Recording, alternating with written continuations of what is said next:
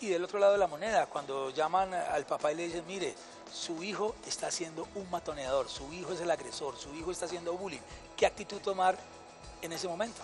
Esa es una actitud más difícil todavía, porque ese niño agresor ha salido de ese entorno que es agresor.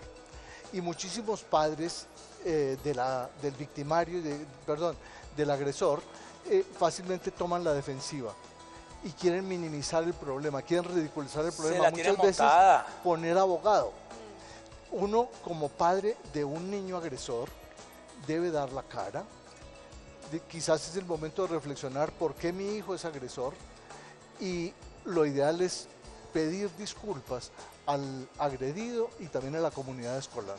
Hay una película que yo le recomiendo que es tipo documental también, que se llama A Girl Like Her, una chica como ella, y es muy buena porque ponen en tela de juicio las dos caras de la moneda, la niña acosada y la niña que la acosa, y por qué, y uno ahí entra como a entender un poco a la acosadora, el por qué se comporta de esa manera, porque en casa la tratan de una manera terrible. Ahora, el niño, ¿qué debe hacer si es maltratado? Se debe defender, porque a veces los papás les dicen, en el caso de que sean hombrecitos, defiéndase, claro, si no lo atacan, ataque. ¿Cómo la deje montar? ¿Esa debe ser la reacción del niño?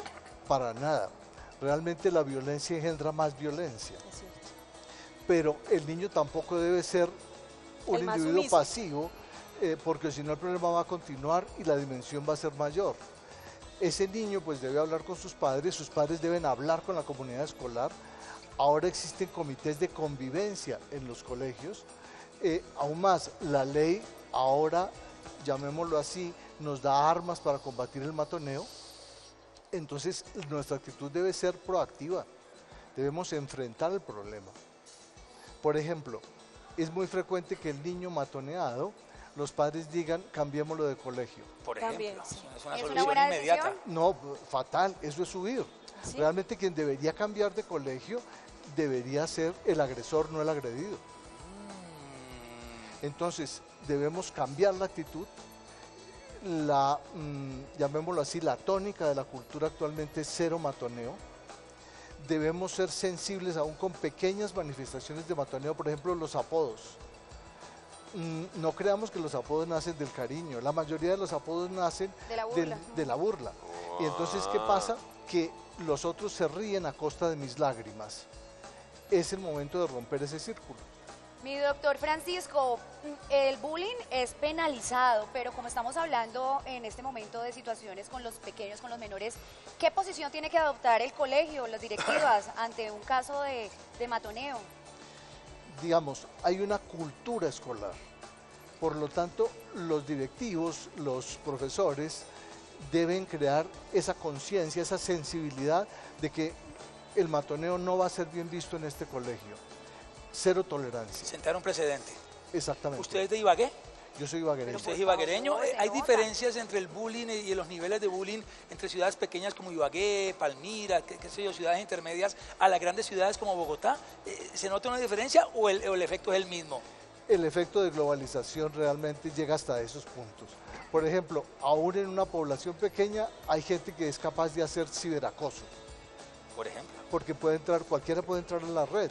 Y además de eso, la red les da una falsa sensación de que van a ser anónimos, que pueden hacerlo, llamémoslo así, escondidos tras una cuenta. ¿Qué deben hacer los compañeritos de clase si se dan cuenta que están montándosela a uno en específico? Tal vez si ese pequeño le cuenta a su papá, a su mamá, si vieras cómo están molestando a Pepita, ¿cuál debe ser el consejo de padre de familia hacia ese niño que es compañero de un acosado, para que no pase como lo que sucedió hace poco en Medellín, a esta niña que le cortaron el pelo, que le estaban mechoneando, y los demás niños grabando no hacían nada? Una de las niñas fue a tratar de ayudar y terminaron apuñaleándola. ¿Para dónde vamos? ¿Qué deben hacer los mismos menores de edad en ese caso? Tú tocas el punto clave. Es una periodista seria, hombre. Es una periodista seria. ¿Por qué razón? Digamos, existe agresor, agredido, pero también existen espectadores, ¿sí? Puede que no seamos cómplices directos, pero nuestra actitud pasiva ya es complicidad. Claro. Y se sabe que lo más efectivo es que los espectadores estén empoderados y por lo tanto rechacen públicamente ese maltrato. Es decir, si alguien quiere burlarse de un niño, pero todo el grupo realmente rechaza la conducta, eso va a parar ahí. El acosador se ve disminuido porque nadie lo está celebrando. Y lo contrario, si los espectadores es dele, acabe con él, entonces la acción va a aumentarse. El acoso sexual es parte del bullying. Es parte del bullying, tipo de bullying. Claro. Hay muchos que dicen que no hay estudio que lo demuestren, pero las películas, la televisión, los pocos filtros en la música, niños pequeñitos de 4 años cantando vamos para el motel y estoy muy borracho y no puedo más, esas letras que son para adultos, ¿cómo manejarlo? ¿Cómo podemos blindar a un niño a que no escuche esta música si suena por todos lados, sin volvernos canzones? Sin llegar a censurar la música. Exacto. ¿Qué podemos hacer ahí para proteger los oíditos de los niños y que por lo menos lleguen hasta una edad adulta y ahí sí decidan qué escuchar o no? ¿Interesante?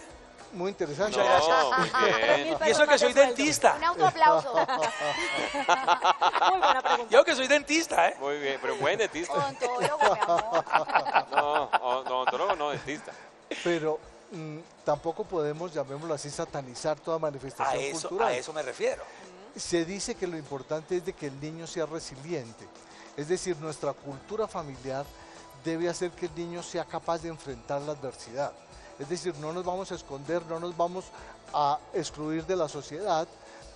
Nuestra actitud va a ser muy importante, pero también nuestro niño debe ser resiliente. ¿Qué es eso? Es la capacidad de resistir la adversidad. ¿Sí? La resiliencia es como la cuchara que uno estira, se deforma, pero cuando uno la suelta vuelve a su forma original. La capacidad de recuperarse. Exactamente. Bueno, hay preguntas en redes sociales. Bueno, vamos a hacer, los televidentes tienen la Aquí palabra. Dice Sofía Castro en Instagram, legalmente, ¿qué puede hacer un padre si su hijo fue golpeado en el colegio? Porque es que las leñas para los menores son blandas. Claro. Entonces ahí queda uno... Porque el responsable es el padre. Exactamente. Pero existen mecanismos, está bienestar familiar, uno también puede poner una denuncia, puede haber una evaluación de medicina legal. Y eso da armas aún para tomar la vía, llamémoslo así, de entablar un proceso. O sea, el paso a seguir sería ir de pronto a medicina legal, a bienestar familiar. Quizás el primer paso sea el comité de convivencia del colegio. Primero, Si no hacen ir nada. instancia por instancia. Y instancia por instancia. ¿Dónde lo pueden conseguir los Colabórele al televidentes? doctor. No, yo estoy en todas las ¿Redes sociales. Estoy en Facebook, por ejemplo, con mi nombre completo. Francisco Leal. Tengo una página de los libros. www.franciscoleal.net. Perfecto. Y allí van a encontrar no solamente este libro, sino los otros 19. Ah, son 20 libritos nomás. Sí, humildemente. Con la humildad que lo caracteriza. Escribe todos los días. Hay otras- Regalito, detallito de Ventura Centro Comercial pensado para ti. Bueno. Esto para que escriba muchos libros más ahí a mano. Muchísimas gracias. Que tome un Muy cafecito. útil. Gracias.